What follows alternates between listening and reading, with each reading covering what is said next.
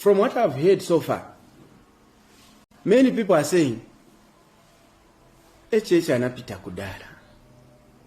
Alipita kanomfyashi. Alipita HH. Now, when people talk like that, some might not go to vote because they know that it's a no contest. It is the people we are concerned about, not the opposition. The opposition is very weak. When they will be strong, I will tell the nation that now they are strong. They are not presently, because they are not offering any credible checks and balances.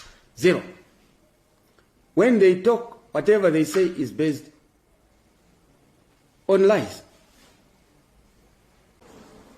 From people like Honorable Given Lubin, to say that constitutional amendments, these constitutional amendments are because HH is a coward, he is scared of losing, he wants to create more constituencies in areas where it's a UPND stronghold.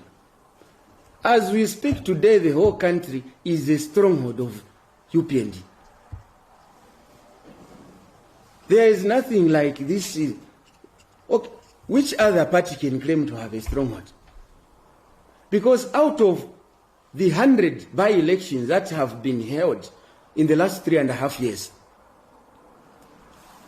the UPND has won 97 out of 100 across the country. So if stronghold means political strength and dominance to win through elections, then the whole country is a UPND stronghold. But that does not mean we are taking citizens for granted. In Zambia, as we speak now, we are not worried about the opposition, because the opposition we have now is because this one wants to hijack the leadership. They are not being brought together by an idea. They are being brought together by two things. One, greed. Two, bitterness and hate that President HH has exposed, that when you are a president, you can actually save the whole nation, for the whole nation to benefit. They were used to benefiting from shady and shoddy deals, using government corridors as playgrounds for cutting deals corruptly. That is all. Because they have not come up to tell the citizens of this country any tangible alternative program for this country. Zero. They just spew hate against HH. The same way they were saying he will never be president. Now that surely he has been president for 3.5 years plus, isn't it time to begin to accept the situation and live on until 2031 when he leaves office, so that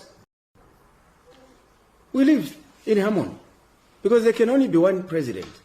The beauty with this particular president we have is delivering. And I think in 2026, our greatest concern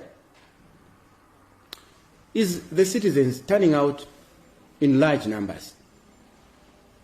Because from what I've heard so far, many people are saying, HH anapita kudala. Alipita kanomfyashi. Alipita HH. Now, when people talk like that, some might not go to vote because they know that it's a no contest. It is the people we are concerned about, not the opposition. The opposition is very weak. When they will be strong, I will tell the nation that now they are strong. They are not presently, because they are not offering any credible checks and balances. Zero. When they talk, whatever they say is based on lies. How can you allege that HH wants to create more constituencies so that he can win in areas which are his strongholds? So that particular assertion has no logical foundation, because even if you were to increase constituencies. Let's assume you are dividing Choma Central constituency into two, or Chipata Central constituency into two, or Solwezi Central constituency into two. The population of these towns remains static.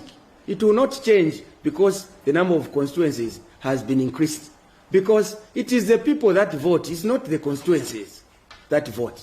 It's people. So that kind of statement, you remember when we were in the opposition, I would have already used another word. Now I can't use it. So, dear friends, we thought that it was important for us to pronounce ourselves on this matter. And let me also take this occasion, as we wind up, to indicate that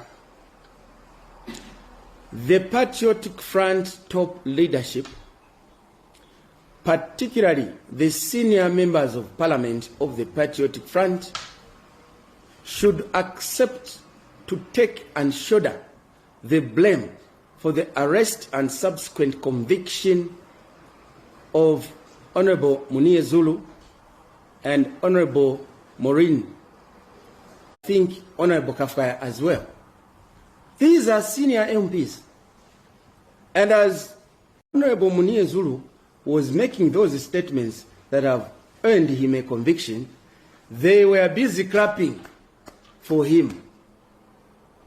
Meaning at law, they were abetting and aiding him to commit an offense.